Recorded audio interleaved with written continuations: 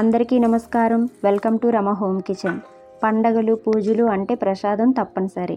అందులో బెల్లం పరమాన్నం అంటే ఆ కమ్మదనం వేరు.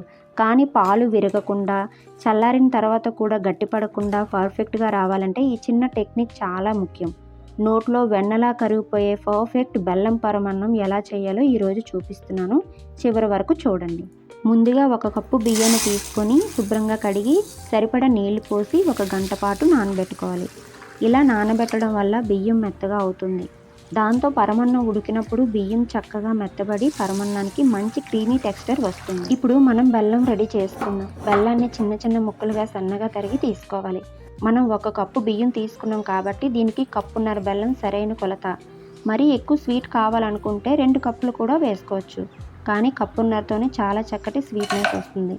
ఇలా తరిగిన కప్పున్నర బెల్లాన్ని ఒక గిన్నెలోకి తీసుకొని ఇందులో 1/2 కప్పు నీళ్లు మాత్రమే పోసుకోవాలి. ఇప్పుడు ముందుగా బెల్లం పాకాన్ని తయారు చేసుకుందాం. బెల్లాన్ని స్టవ్ మీద పెట్టి కరిగించుకొని తర్వాత వడకట్టుకోవాలి. మనం పరమాన్నం చేసేసరికి ఈ పాకం చల్లారిపోయి ఉంటుంది కాబట్టి దీన్ని ముందుగా రెడీ చేసుకుంటున్నాం.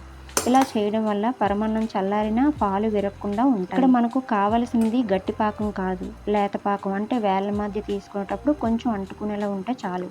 పాకం పొంగుతూ పైకి వచ్చినప్పుడు మనకు కావలసిన పాకం వచ్చినట్టే.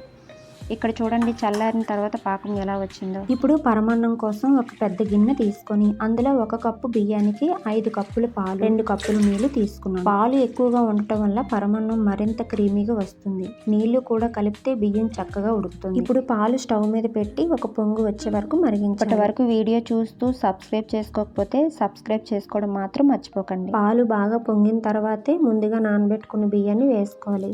బియ్యం 1 గంట నానబెట్టాం కాబట్టి ఇప్పుడు పాల్లో త్వరగా మెత్తగా ఉడికిపోతుంది.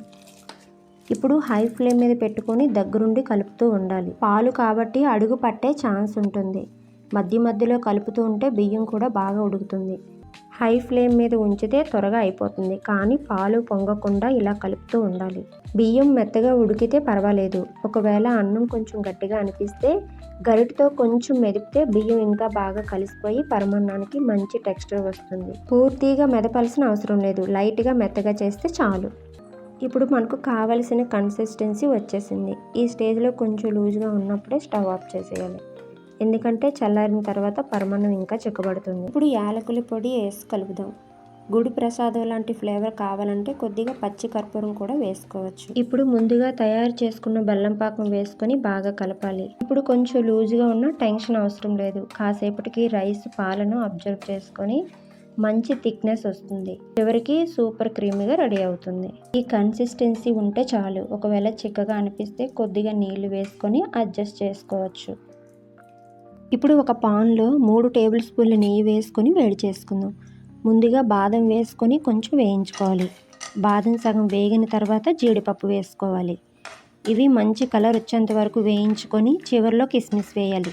కిస్మిస్ చాలా త్వరగా వేగిపోతాయి కాబట్టి ముందుగా వేస్తే మాడిపోయే అవకాశం ఉంటుంది. కిస్మిస్ కొంచెం పొంగి వచ్చిన వెంటనే స్టవ్ ఆఫ్ చేసేయాలి. ఇప్పుడు ఈ నెయ్యిలో వేయించిన డ్రై ఫ్రూట్స్ అన్నిటినీ మనం ముందుగా రెడీ చేసుకున్న పరమాన్నంలో వేసుకొని బాగా కలుపుకోవాలి. ఇదిగో చూడండి, మన బెల్లం పరమాన్నం ఎంత క్రీమీగా వచ్చిందో. చల్లారిన తర్వాత కూడా ఇదే క్రీమీ టెక్స్చర్ ఉంటుంది. నీరుగా కూడా అయిపోదు. ఇలా చేసుకుని ఈ బెల్లం పాయసం ప్రసాదంగా పెట్టినా ఇంట్లో అందరికీ వడ్డించినా ఎంతో రుచిగా ఉంటుంది. మీరు కూడా ఈ రెసిపీని తప్పకుండా ట్రై చేసి ఎలా వచ్చిందో మీ ఫీడ్బ్యాక్ని కామెంట్లో చెప్పండి. రెసిపీ నచ్చితే లైక్ చేసి మీ వాళ్ళతో షేర్ చేయండి. ఇలాంటి రుచికరమైన వంటల కోసం మా ఛానల్ని సబ్స్క్రైబ్ చేసుకోండి.